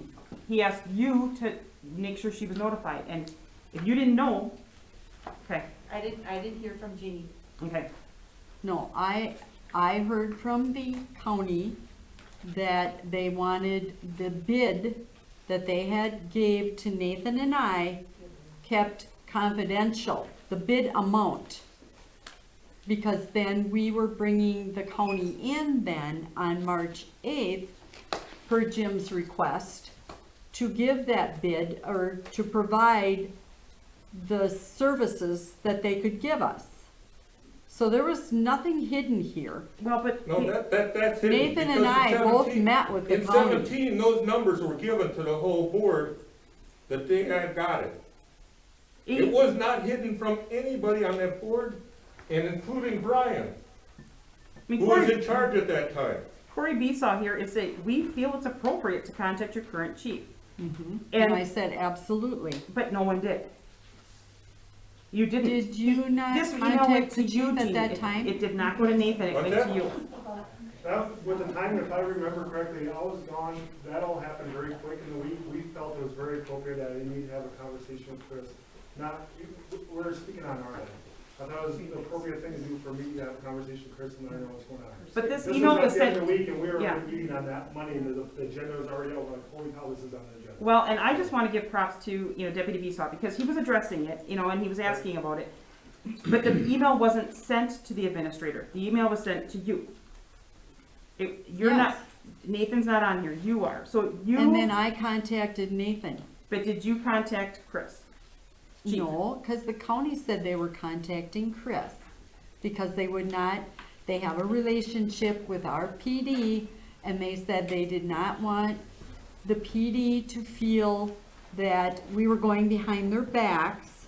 So Yeah. they contacted them and said, we had asked for a quote and to provide their services to us. Then I'm misreading this. I guess I was just looking at the black and white. And you can do that with emails, yes, you can. Absolutely, but I guess I I'm will just give looking you at. every and they single one even that I had- have with the county. We don't There's want to nothing hidden. We don't want to give her the impression that we are secretive lurking behind the scenes if there is no confidentiality issue. This is the third time I've been through this with you. It's always been open. This time around, it just all of a sudden it got slammed at the very last minute. And now I'm realizing that there was actually nothing last minute here. So, all right, so, does anybody else have anything? Well, my second comment was the one thing that has not been mentioned here at all tonight is the service we're getting from our own department. And that doesn't include just our officers. We've got a clerk that answers, I don't know, half a dozen questions a day of our citizens. Are they going to get that from the county, that they call and the first person they talk to is going to answer their question? Or are they going to be shifted off to somebody else, and maybe to somebody else, and then maybe to somebody else? Is that going to happen to somebody if they call in for a question? If it's a police-related question, they should be able to answer it. If it's a village-related question on their admin stuff, then they would shift that. Like I would ordinance assume so. violation. Well, right now, we have a clerk that a lot of the questions she gets don't even get to Chris or the officers because she answers them. And she's not a police officer, she's our clerk, which is a fantastic service to our village. She's To have she's somebody huge, like that. She's a huge asset to our village. We get, I hear her all day on the phone when I'm in the office. She is talking people through, what can I do to prevent from being scammed? She's helping people locate things with the whole COVID and Department of Transportation not being up. How can I get my plates registered? I think that this is going on, where do I go for this? I mean, she's she's a huge resource for the police department. She comes in, somebody came in from another, sorry Julie, I'm embarrassing you, but, somebody came in today, had a 15-day warning from another jurisdiction. So she's taking care of those, making sure that those vehicles are registered, and we're signing off on those, and we're shipping them to the departments. I mean, she's a huge asset to have in our village for people just to walk into this police department versus trying to figure out where they're gonna call the county to get the answers, or calling the village hall, or whatever, to get the answers. In other jurisdictions, the clerks, all the jurisdictions that we have do have clerks there, so they do often, our officers deal with them all the time. That's one of the calls you made, was one of the clerks. My assumption is that you talked to Jim? So that's an expense that we would still have, having the clerk. That would be up to your village. Well, So, Al, you're looking at me when you're saying, you're Well, looking it this wasn't- way. it No, no, wasn't no. intent- it No, wasn't in your intentional. previous comment, you're looking at me saying, well, we didn't hear what our police department is offering, and the police chief and the police officers are sitting right here, so you should direct that comment over there. I'm sorry if it gave that impression. Yeah. It wasn't intentional. I'm trying to direct it to everybody. So, the county is in here presenting their side, saying that they have training, they have experience, here's their budget, here's the answer to the questions. If you want, They're very well qualified to do yes, it. yes. If you want to hear from the other side, you need to direct the questions over this way. But she's not the one that's. This is an open doing meeting. this. It's being done up here. This is where it's being done. If she has her choice, it's staying. Yeah, oh, yeah, yeah. She's not even going to question that. And you brought up before about going to Greenville or Hortonville or that, and I can understand Chris not wanting to step on their toes at Greenville, because Greenville didn't ask for We it. did not direct Chris to go to Greenville. I talked to You Nathan. said that! No, I did You not. Chris said- said that. Chris, who I said- said something to Nathan about them having a new administrator that maybe, and Greenville splitting apart, maybe he could put a feeler and make suggestions and see if they were interested at all. Now, That is not what unlike you the said, previous because one, Chris said you directed it right at Chris. No. And she said she didn't want to step on their toes. no. The administrator before Nathan. Yeah, that was a Yeah, long yeah, time he ago. brought Chris into a Okay, meeting. that was It directed had around- nothing Yeah, to do with no, that was him. nothing to do with me. No. Okay. My suggestion was a subtle suggestion because was a much more Going subtle back approach to because that- we're getting a new administrator in Greenville and Greenville split now. And Going back to And that- potentially there, just like Hortonia, just like everywhere else, there was an opportunity to expand coverage and spread out the cost of our police department. Now going back to that, Hortonia did ask for our services back when Mr. Sullivan was here. Mhm. He didn't want to do it, so he gave him a number up here somewhere. When Chris came on, I contacted the chairman of Hortonia and said if they still wanted to do that, to talk to Chris and our administrator to set something up if they wanted to do that. Apparently they did not. Mhm. They apparently do not want that anymore. So that one was already presented to them, and Their president's gone. They have a new board. that So chairman is still on that board. he moved out of the area. Well, no. His name is still on the board. Yes. Okay. Yes, but the administrator prior to Nathan didn't want me to go for Hortonia, Yeah. so. Well, our That's discussion what- was very open and very easy, and it was suggestions for ways to improve the standing and the viability of the police department. To make I was making suggestions to say, look, this could make the police department, Hortonville PD, a more valuable asset to the community, right? And I was throwing out suggestions, and it was an open forum for us to talk, and I was throwing out suggestions, right? I wasn't directing I can't direct Chris to do stuff, right? So I was putting out suggestions. I can ask Chris to do stuff, I can ask for reports, I can ask for things, and in some cases, if there's no reason to not get them, then my expectation is that they should be provided.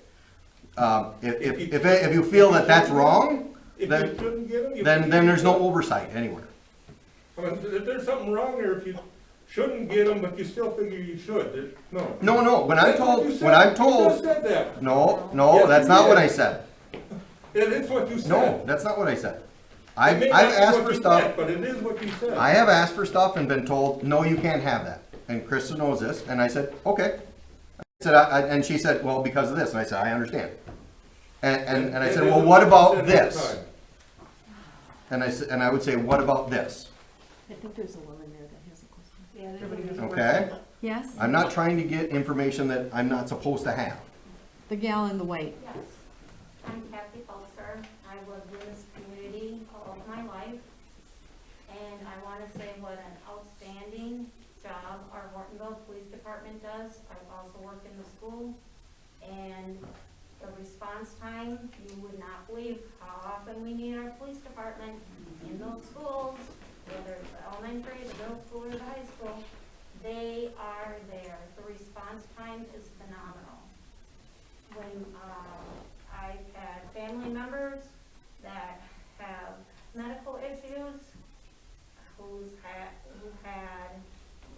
house break-ins, who had different things go on, the response time, they are there. I've heard people from Greenville, you want to talk about hearsay, with the county, it takes a long time for them to get there. Right now, I am very confident of our Hortonville Police Department that they will be there for us when we need them. They have never, in almost 60 years, let us down. Yes, in the back. Joanne Miller, I have to say that, like she was saying, at school, the response time is just astronomical. Our police department has done such a great job of bonding with this community. There's a comfort level with every one of the officers. And not that that couldn't happen with the county, but at the same time, before the whole COVID thing, our officers took their personal time and they were working with kids in the community through the library programs. And they would have breakfast with the officer, they would have reading time with the officers.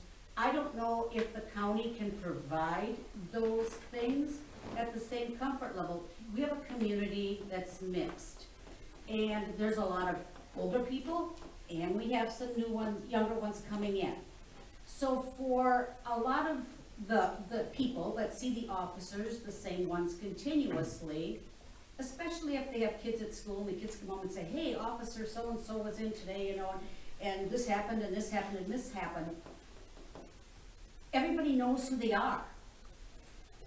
And that's a comfort to so many people in today's day and age where there's so many unknowns. I was talking to my children, I have 5, and 4 of them don't live around here anymore. Okay? And mentioning the police department, and they all said, what the, I'm not gonna say the word they said, are they thinking to get rid of the police department? They've always been there. Always been there. I can remember a time when my son was fishing and got a hook caught in his leg. The officer on duty came over, saw him over by the bridge where he was fishing, saw this, brought him over to our house and removed the hook out of his leg. Now that is going above and beyond what any officer should have to do. And I just think it would just be awful to get rid of people that have been here for us.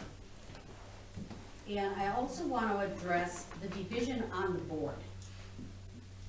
I've been coming to these meetings ever since I first heard about this police department thing. I cannot believe the animosity up on the board, the people that are supposed to be representing us. It's ridiculous. You people are elected to serve us. And I'm sitting here and I'm feeling like none of us are being served. Like, this one over here says this, and this one over here says that, and then you just bicker back and forth. It's ridiculous. You're supposed to be adults. You're supposed to be examples of this, for this community, people that should look up to you. And yet we're embarrassed by your actions. I'm sorry, but that's just how I feel. And I think it would be a great disservice to this community to let our police department go. And no offense to the county, they do great work. But for this community, at this time, I think our police department needs to stay. I agree with that. Yes, Yeah, I'm Carl Arps, I'm here with the Hortonville First Responders, but I was also an officer here 30 years ago before any of the board members were even maybe thought of. And to reference Jim's comment about the county or the Hortonville, just nobody will drive through Hortonville because it's a speed trap. That was 30 years ago. And I've lived here, I know the officers because I deal with them on emergencies all the time. They're the greatest bunch, and I don't feel that Hortonville has that same opinion from other people that Hortonville is a speed trap or Hortonville is a drunk driving trap or anything else. The officers do their jobs, and that's what we pay them for. I think they're a very good bunch to work with, and that's my opinion. anyone else have any comments? Anyone on the board have any comments? We got one more comment. We have Oh, comments. I Yes. also want to compliment the police department. I mean, I've lived here my whole life. I worked here for 27 years. Their reputations stand on their own. I don't believe they need anybody to stand up for them. I think that their reputations stand on their own. I've never heard a bad thing about any of the current officers or the chief or the clerk. I mean, I can't imagine the workload not increasing in the administration office if we lose the court clerk and the police clerk. It will be a burden that we will have to take care of. But I just want to say, I've never heard a bad thing about this department, and I talked to hundreds of people myself. Like I say, I've lived here my whole life, worked here half my life. I just wanted to say that. Thank you. I would like to say something. Sure. I'd like to speak on behalf of my department. I understand that this is a due diligence thing, okay? And that as a board that we should do this, but I think that this should be done at budget time versus having this done at a time that the union contract comes up. I understand that you say, well, when's the best time to do this? Well, maybe this is something that we do in the middle of the year, but we don't go to the extent of what we did, okay? Because what this is doing to my department is I have 6 full-time guys, a clerk, and myself, who are going from year 2017 to year 2021 to 2024. We're gonna do this again in 24. They don't know if they're gonna be replaced because somebody's gonna come in cheaper. And the morale in the department is horrible. Horrible because of what's going on here. And we need to stop and think about our actions of what we have done. Because I don't blame Jason, I don't blame Brian for going and looking for another job tomorrow. Or if they have not already. These are a great group of guys. We haven't done anything wrong. I think that we do a great thing in the community. We started the extravaganza, we had the cookies with the cop, we did the Santa float. I mean, we've participated, we've done things with the library. I mean, we've done good community events out there that weren't done before. And I think that means a lot to the community to be out there and to do these types of things, but I don't think it's fair to these guys that they have to deal with this every 3-4 years.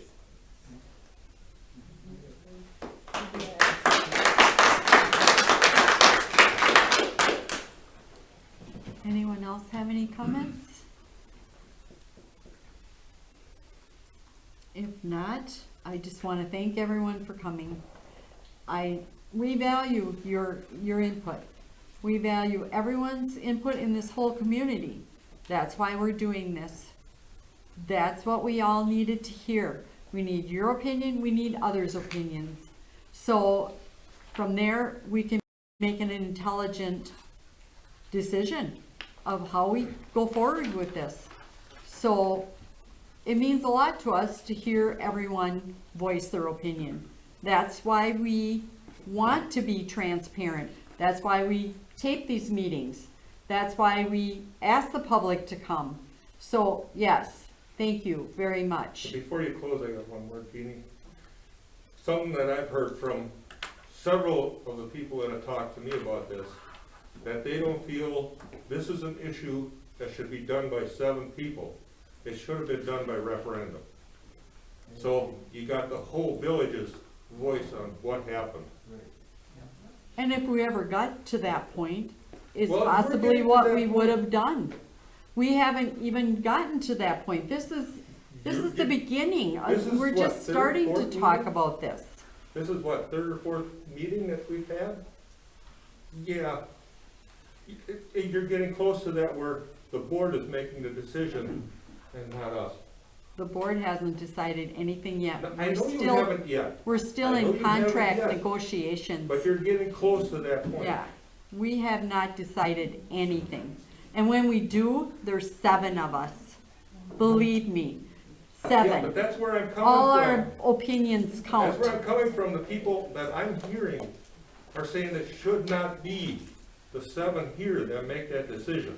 And we It haven't should at this be point. Jeannie, you're No not one's listening. making a You're not decision, listening. Al. I'm not saying you made a decision. I'm saying the people I heard say it should not be the 7. And we will take that into make respect. this- Right now, the way this is going, you 7 are going to make that decision someday whether we keep them or get them. That's the way this is going. The people that are talking to me say that should not happen. That should be on a referendum, so the whole village gets a voice, not just the 7 of you. And we take all of your ideas and we run with them. Believe me, or we would not have open meetings like this. So, we listen to everyone. Can I say something? I just want to say I really appreciate people showing up to these meetings because as I've been on the board now going on my 2nd year, I mean, there's very few meetings that we have where public shows up and I mean, myself included, prior to joining the board, I was, I'm shocked at how many people don't show up to meetings. And COVID is one thing, but it is important to me that people's voices get heard and that they, and part of that is showing up to the meetings so that you don't have where one board member is hearing something from somebody and another person is hearing from somebody. And it's very important that on every single one of our agendas, there's a point at the beginning and the end that members of the community are given their time to bring forth their concerns or thoughts on a topic. So I encourage, both sides of the house, the ones that are calling Pat or Julie or you all, or the ones, talking to Jim or whomever, to show up to these meetings, because I do think that as a community, we do fall short on that. I don't think that we have enough participation in our meetings, and I would like to see more faces and more community input on all of it, every topic, because we do make decisions every single meeting. And I think that's important. So I commend all of you for coming to this meeting and to the last few meetings. But I would hope, we continue to see faces at those meetings, because I think all of our decisions are important. And I would like everyone's input on all of them. So along with Shauna, is this on the next agenda? So that, if these folks are interested, are we discussing hasn't this been again? set yet. This is full board here, committee of the whole, there's no action taken. But is this on the next agenda, or what's our next step, so that everybody here understands? I don't think we have anything on the agenda. Okay. Does anybody want this on the agenda? Because right now, like I said, we are still in negotiations. We wanted a public opinion. we weren't snap judging and making any quick decisions. This may not be until future meetings if we did bring this up again. Well, you're So- looking at a school contract too that's looking at, so you can't wait too long because they wanna know what they're going to do for their budget. That's the union, or for the union contract, we have to have the union contract settled before we can get But the that's service why- contract settled. That's why this cannot be stretched out for another month, another 2 months. We are still meeting with our officers, and so we can't make any decisions right now. We still have to have a meeting with We're our. still in contract on our negotiations. So contract, for our you're- contract. You're working with them and a contract with them? We're not Would you- working with anyone. Would you have us not work with a contract with them now? Well, so, What would you do? I'm hearing something Yeah. completely confusing here. What? The contract is Like I up. said, something has to be decided here, coming up fairly soon. So we know, the school knows what's going on, whether they have to contract with them or with us. We're They aware, don't know. we're aware of the timelines out. Maybe I can Yeah, rephrase. we know. Nathan, with the union contract, I know that there's certain timeframes. Is that on the next agenda where we discuss that we, I'm waiting to get responses back on times and dates. 'Cause Yeah, The because- union wanted to come and meet, Okay. in closed session with us. Yeah. And to go over our proposal back to them. okay. So I'm just waiting on a few dates from people, so. And what is that time frame? Like, was there a deadline? Like, I know that, like, you submit it, there's a deadline, you submit it, there's a deadline. I'm just trying to figure out. It'd be better to do it before May. Sounds good. So we got 2 months. I mean, so No. we are not rushing into anything. Before May. And making a Before snap May, judgment. Before me. So we have at least 2 village board meetings at this point, right? I mean, all of April. Woman with a hand. This lady with the hand. My name's Jane Levandy, and I have a question. I just found out about this meeting today. I knew nothing about the police thing. How many other people in the community know absolutely nothing about this? A lot. A lot. We need to inform them of what, and get public opinion. I don't know how you wanna do that, if you wanna put it on the website, if you wanna put it on the radio, whatever you wanna do, but people need to know. I was gonna add to what Shauna had said earlier. A while back, I suggested that we put a comment section or a comment submission section on our website. So village residents, so even if COVID, even if you can't attend, you can go onto the village's website and submit. My better suggestion, Yep. mail them a postcard in the mail. Okay, Put them a postcard in the mail. People get mail. Not everybody's gonna look at the email, Yep. not everybody's gonna go to your website, because they have no idea this is going on. yeah. But Absolutely not. if anybody ever has another comment, your opinions matter. If anybody ever has another comment, there is a section on the website where you can submit a statement to the board, and it is presented to all of us at the board meeting. And I think the best way is word of mouth. I know, I apologize. It's hard to know the best way to get the word out. We're, like Shauna said, we're glad you're here. Keep coming, keep talking to us. We appreciate your input. Sometimes, obviously, it's hard to hear. If we don't, hard to hear.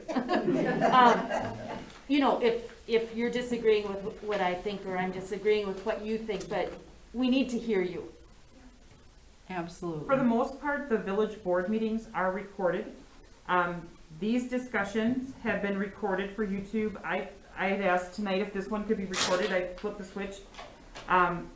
For the most part, village board meetings are recorded. Most committee meetings are not, unless there's a special request. So, but this meeting tonight and the previous meetings regarding this are all on YouTube. And if ever you can't make a meeting and you're requesting for it to be recorded, you could let the clerk know or any board member, and we can make that request. And I have never, ever objected to a board meeting or a committee of the whole or a public safety meeting to be recorded when it is something this important that people should hear. The administrator, Nathan, and I have always agreed, yes, let's record it. Nathan, I was gonna ask, I'm sorry, because I could tell somebody couldn't hear me back there, but you can also get text messages of meetings saying an agenda has been posted. So is that something they could call Lauren about to get on the, Yeah, the website. to the website? I know it's another tech thing, but it is kind of nice. So I get those too. You get an alert saying an agenda for the Public Safety Committee meeting was just posted. It's on such and such a date. So that's another way. Yeah, you just have to sign up for it. Yeah. Yeah, that's helpful. There's a planning and zoning next week, and I put it on my calendar right away before I even, got notification from the village. So that's a pretty fail safe, It is handy. it's very nice. So with that being said, if no one else has anything else to say, we will need a motion. I got one more Yes? comment to this. Observation here, looking around this room. It's hard to hear you, Jeff. Okay, thank you.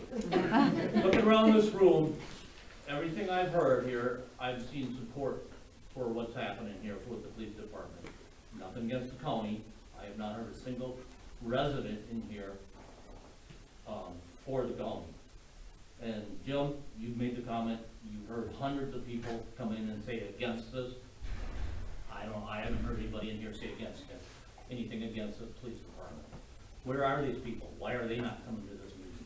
I mean, the people that show up here, I'm thinking are pretty passionate. I tell you what, it's intimidating to say anything against the police department. It is. So I don't blame people for not coming in.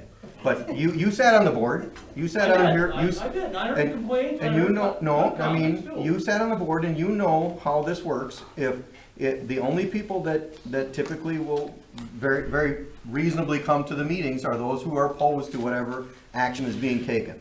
And before I was on the board, there was the only time I only showed up to 2 board meetings ever before I was on the board, and both of the times I was opposed to what the board was doing. That's very common, and you know that from being on the board. And my comments to people that came to me with complaints or even good comments was come to a meeting and express your comments so everybody can hear. But it still ends up, typically the only people in the audience are those that are An opposed. observation here, Yes. like you're saying, your hundreds of people are against this, and I haven't heard a single person against this. And there's Okay. probably thousands that are in favor of keeping them. So they're not here either. I mean, And the there's a ones that handful are, of people here. the ones that are in favor are showing up here. You can't even get 5 of your hundreds. They're not mine now. Sorry. Uh, Yeah, they're not mine now. They're the ones Okay. complaining to you, they're not complaining to Julie. Are there any other They're not comments? complaining to Peter. Wrap it up. If there aren't any other comments, then we would look for a motion to adjourn. I'll make that motion. I'll second. All in favor? Aye. Opposed? We are now adjourned.